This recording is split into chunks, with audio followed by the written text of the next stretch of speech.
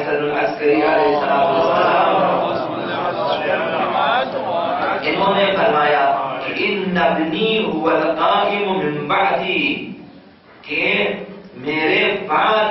قائم میرا فرزند ہے، قیام کرنے والا، امامت کے ساتھ، دلائل کے ساتھ، حجت الہی بن کر، نمائندہ الہی بن کر، امام بن کر آنے والے ہستی میرا فرزند ہے۔ ان ابنی هو القائم من بعدی، میرے بعد وہ امام ہے، هو الذی یجری فیہ سنن الانبیاء، یہ وہ ہستی ہے میرا فرزند کہ جس کی زندگی میں انبیاء کی سنتیں جاری ہیں، بالتعمیر والغیبہ، طولانی عمر کے سلسلے میں اور غیبت کے سلسلے میں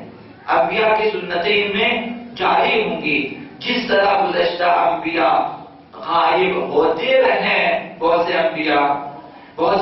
اب بھی غائب ہیں، یہ سنت ان میں جاری ہے۔ اور جس طرح بعض انبیاء کے لیے خطرات ظاہر ہوئے، غیبت کے بعد ظہور فرمایا، اور یہی چیزیں ان میں بھی جاری ہوں گی۔ جس طرح بعض انبیاء کو گزشتہ زمانوں میں طول عمر انہیں عطا ہوئی، یہی طول عمر کا مسئلہ ان کے لیے بھی ہے، یعنی طول عمر میں، لمبی عمر پانے میں اور غائب رہنے میں انبیاء کی سنتیں ان میں جاری ہیں۔ اس قدر یہ غیبت طولانی ہوگی کہ فرمایا حتی تقسو قلوب بطول الامد، مدت دراز تک غیبت میں رہنے کی وجہ سے بعض لوگ تنگ دل ہو جائیں گے، قساوت پیدا کریں گے، اہل بیت کی طرف سے ان کے دل سخت ہو جائیں گے، نا امید ہو جائیں گے یہ لوگ، پھر منحرف ہو جائیں گے بعض لوگ۔ یہ خطرہ ہے ہمارے لیے، ہم عادی ہو جاتے ہیں غیبت کے، ہم غیبت کے عادی ہو چکے ہیں، یعنی ان کے نہ ہونے کے عادی ہو چکے ہیں۔ میں نے پہلے بھی عرض کیا کہ آج بھی نہ آنے کا یقین ہے، آنے کا یقین نہیں ہے، بالکل برعکس جو اہل بیت نے ہمیں سکھایا کہ شب و روز امام صادق علیہ السلام نے فرمایا کہ صبح شام ان کے منتظر رہیں، اور ہم صبح شام انتظار میں ہیں کہ وہ نہیں آئیں گے۔ ہر صبح ہر رات اپنے آپ سے پوچھیں کیا واقعا مجھے اعتبار ہے، اعتماد ہے کہ صبح آ جائیں گے؟ یہ ہماری کیفیت ذہنی، فکری، قلبی یہ ٹھیک نہیں ہے، ہم آمادہ نہیں ہیں۔ امام نے فرمایا امام نے کہ اس قدر غیبت طولانی ہو جائے گی کہ ہم عادی ہو جائیں گے اور دل صاف ہو جائیں گے۔ اب ہمارے دل صاف ہو چکے، اب ہم اس بارے میں سوچنا ہی ہم نے چھوڑ دیا، رمضان کے بارے میں اور ان کی غیبت کے بارے میں اور ان کے ظہور کے بارے میں، اور جو تیاری ہر فرض کو دوران غیبت کرنی ہے، حاصل کرنی ہے، اس آمادگی کے سلسلے میں اصلاً ہماری اکثریت پوچھے گی کہ آمادگی آنی چاہیے، تیاری آنی چاہیے، ذہنی طور پہ آمادہ ہونا ہے، جسمانی طور پر آمادہ رہنا ہے، ایمان کے حوالے سے، اعمال کے حوالے سے، تلاش کوشش جستجو اور محنت کے حوالے سے ہمیں آمادہ ہونا ہے سورہ رمضان کے۔ اور اس طرح ہم دست پر امام کے منتظر رہنا چاہیے، نہ دست خالی۔ ہر ایک کے پاس اپنی کارکردگی ہونی چاہیے رمضان کے لیے کہ وہ آئیں گے تو یہ میری کارکردگی ہوگی، یہ میرا عمل ہوگا۔ خوش نہ ہو جائیں اپنی خوش عبادتوں پہ، واقعاً خوش،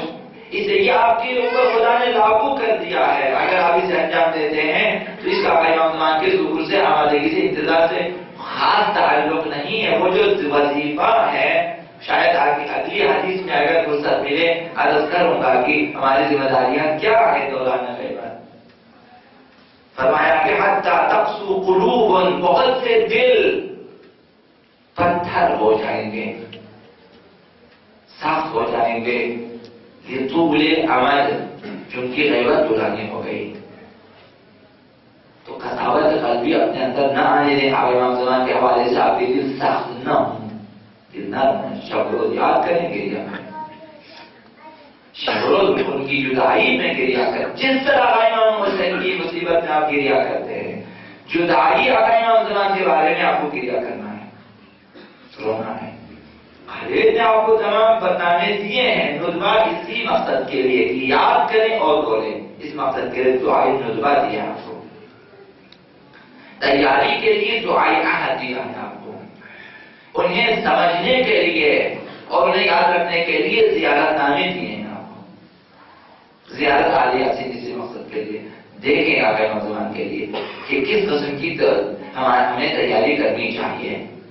انہی زیارت ناموں میں آپ پڑھیں گے کہ کس طرح آپ ان سے بیان کرتے ہیں کہ وہ نصرتی معدۃ لکم، کہ میری نصرت میری مدد آپ کے لیے حاضر ہے۔ یہ سچ ہونا چاہیے کہ آپ کی نصرت آمادہ ہوں کے لیے تیار ہوں، تو یہ خطرہ ہے، تو لہذا اپنے دلوں کا جانچ پڑتال کر لیں۔ وَلَا يَثْبُتُ عَلَى الْقَوْلِ بِهِ، اس عقیدے پہ، عقیدہ امامت آقا امام زمان پہ،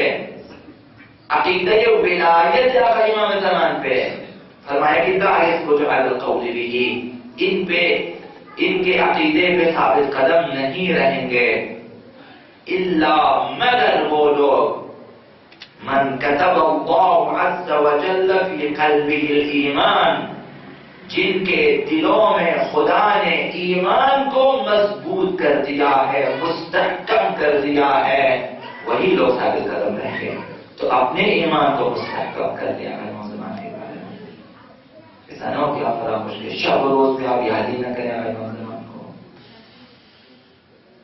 میرا مشورہ ہے کہ خلوت میں بھی ان کے زیارت نامے پڑھا کرے، خلوت میں بھی ان کے اشعار پڑھا کرے، ان کے قصیدے پڑھا کرے، ان کے مرثیے، ان کے نوحے پڑھا کرے، ان کے روزے پڑھا کرے،